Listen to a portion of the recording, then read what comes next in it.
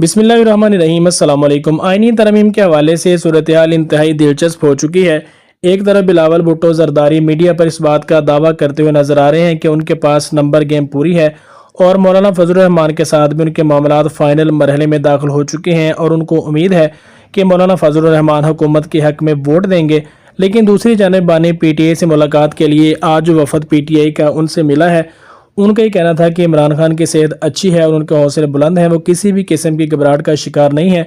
लेकिन इस आईनी तरमीम के हवाले से इमरान खान के साथ हमारी जो बातचीत है वो मुकम्मल नहीं हो सकी, क्योंकि मतलूबा वक्त तक हमें मुलाकात का वक्त नहीं दिया गया। 1.5 घंटे तक की मुलाकात थी, लेकिन 40 से 45 मिनट बाद हमारी मुलाकात ख़त्म करवा दी गई है और इसीलिए मंडे वाले दिन हमें उम्मीद है कि दोबारा से इमरान खान के पास हम जाएंगे, हमारी मुलाकात करवाई जाएगी और उसके बाद इमरान खान जो फैसला करेंगे वो हम आपको बता देंगे और उसके बाद ही अगले लाया अमल का जो इख्तियार है वो किया जाएगा। लेकिन हुकूमत की जानिब से ये दावा किया जा रहा है कि मौलाना फजलुर रहमान उनके साथ हो चुके हैं और कभी इम्कान है कि वह हुकूमत के हक में वोट भी देंगे। अब देखते हैं कि सूरत हाल क्या होती है। बानी पीटीआई के हवाले से ये भी कहना था कि अगर वो 100 साल में उनको जेल में गुजारना पड़े तो वो गुजारेंगे, लेकिन अवाम के साथ किसी भी किस्म की नाइंसाफ़ी नहीं होने देंगे।